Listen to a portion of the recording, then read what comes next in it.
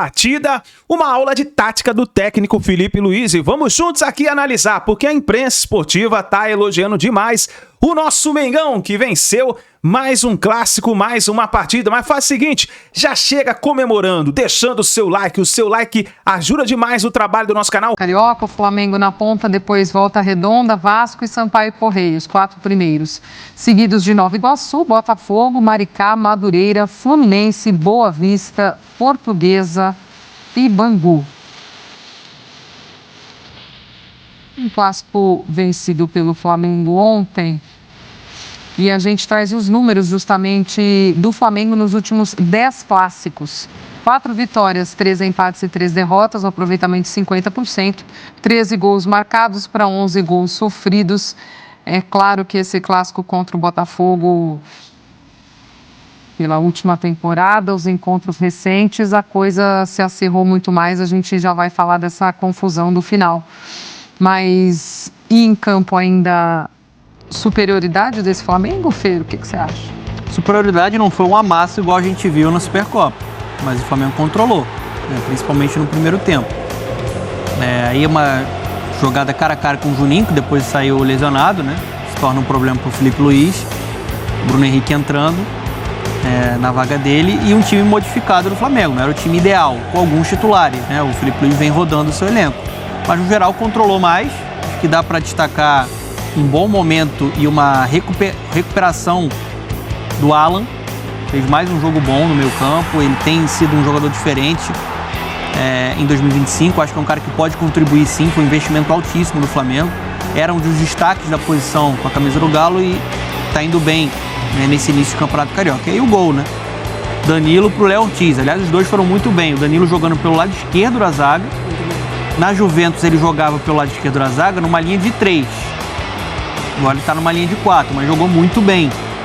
Evitando o gol, né, que era certo, dando assistência, seguro na parte defensiva, qualidade que ele tem para sair jogando. Uma dupla de fato muito boa. E os laterais do Flamengo, né? O Felipe Luiz ontem ele falou muito nitidamente que não tem como segurar o Wesley no meio do ano. E realmente não tem, porque o nível está muito alto. Um jogador que, para mim, tem que ser convocado para a seleção brasileira. Uma posição tão carente mundialmente e na seleção. Foi muito bem defensivamente ontem de novo. É um tanque, cara muito agressivo na abordagem que ele tem, na marcação. E ontem ele foi exigido, né? Segundo tempo do Botafogo foi um segundo tempo melhor, teve algumas oportunidades do Botafogo. E um cara também que tem que ser destacado é o Varela, né? Porque o Flamengo tinha dúvida. Quem vai jogar na lateral esquerda?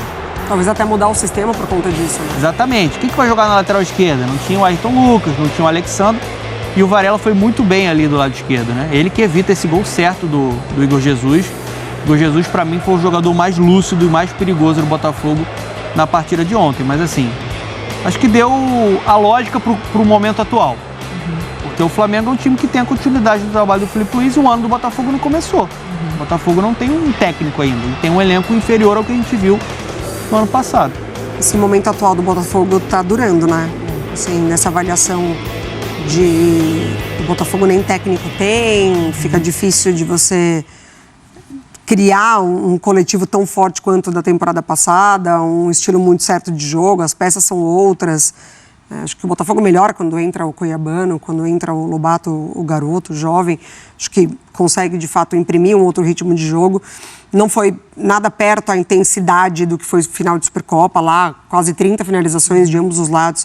Partida de ontem, 12. Então, acho que o Flamengo ele conseguiu ter o controle muito por essa capacidade de troca de passes, de um número muito alto, né?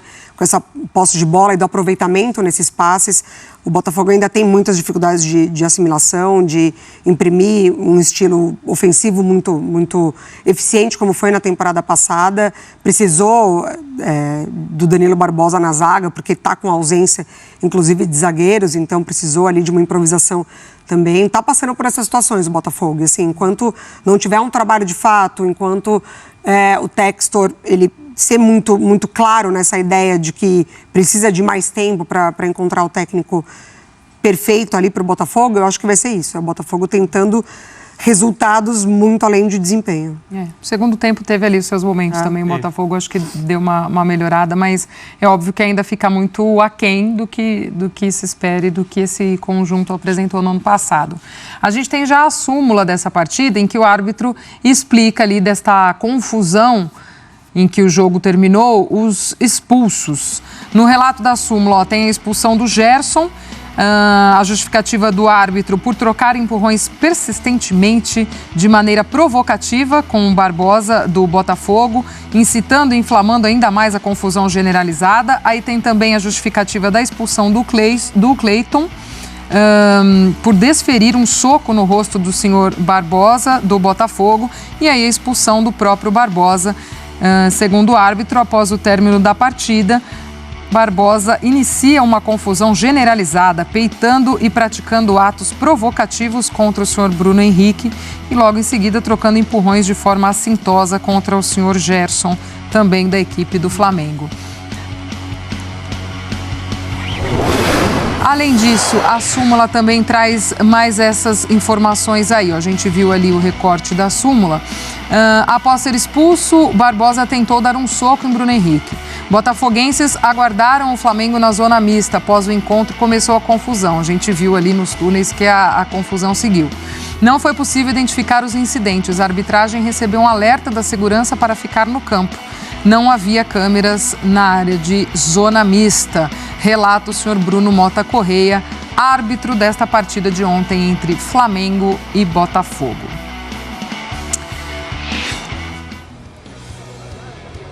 Tem as imagens, né, da confusão, antes até da gente também chamar a Roberta, que vai participar ao vivo aqui com a gente. Inicia bem no cantinho aqui, bem né, aqui no cantinho esquerdo, né? Isso. Ali, ó, o Barbosa com o Bruno Henrique, aí o Gerson já vem e aí, a partir daí fica generalizado.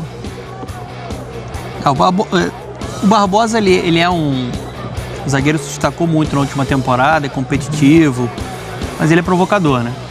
E ficou muito no discurso da turma do Flamengo isso também, né? Não falam o nome dele. Sim, mas é o Barbosa. É isso. Todo mundo que vê futebol sabe, acompanha esse Botafogo, é um cara provocador, um cara que tenta crescer muito e se impor, né, nos duelos ali com os atacantes.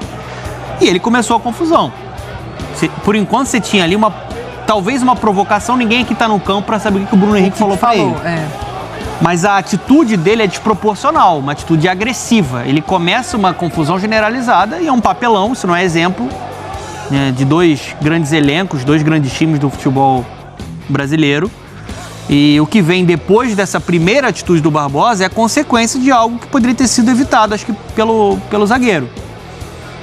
Depois você tem o Gerson como um líder que ele é do Flamengo, defendendo o Bruno Henrique, né, que estava ali numa posição deitado, né, e o Barbosa com o punho cerrado. Então ele vai para defender, aí não tem muito como julgar o que acontece depois, porque é um defendendo o seu time, um defendendo o seu companheiro. Mas tudo isso aí é um grande papelão, né? Isso não deveria acontecer, acho que deveria ter uma punição séria. Aí o Barbosa primeiro agride o Bruno Henrique e depois o jovem Cleiton dá um cruzado ali, né, que nem pega direito, mas já fez o estrago no dente do Barbosa. Então, assim, é lamentável a gente ver depois essas cenas aí no túnel, ali na que parecia que não poderia piorar, mas para mim esse é o ponto alto de toda a situação. Assim, como o Botafogo, ele se permitiu a esse ponto de esperar o Flamengo no túnel, porque depois ficou só o time do Flamengo no campo ali conversando.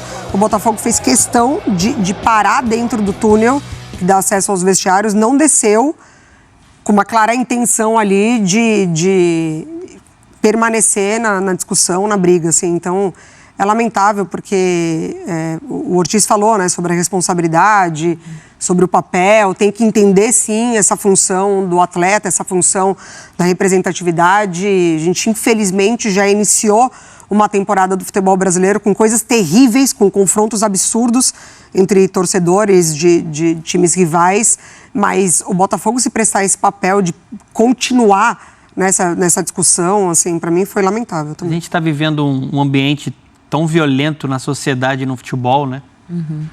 De tantas mortes, de tantas cenas chocantes, assim, desumanas. Acho que, assim, são profissionais ali. A gente entende que é um clássico, que ali a cabeça fica quente, mas tem que ter um pouco mais de controle, né? Quando você escolhe continuar com a confusão depois de tudo, É Exatamente. porque tem algo muito errado. Não é assim que tem que se lidar. Foi um papelão, um péssimo exemplo, né? E acho que tem que ter punição severa para quem estava envolvido ali, principalmente Barbosa, o próprio Cleiton, né? Não sei como, o Gerson já vai ser um desfalque para o clássico do fim de semana contra o O Vasco. maior do exemplo Flamengo. deveria partir do próprio clube, né? Do O próprio... foguinho foi apagado de novo pelo Mengão. E agora, meus amigos, é torcer pro Flamengo conquistar muitos títulos nessa temporada de 2025, né? O Flamengo que está usando o Campeonato Carioca como uma pré-temporada. E eu acho que vai ser um ano promissor pro Flamengo, principalmente porque está nas mãos aí do técnico Felipe Luiz, que está dando aula de futebol.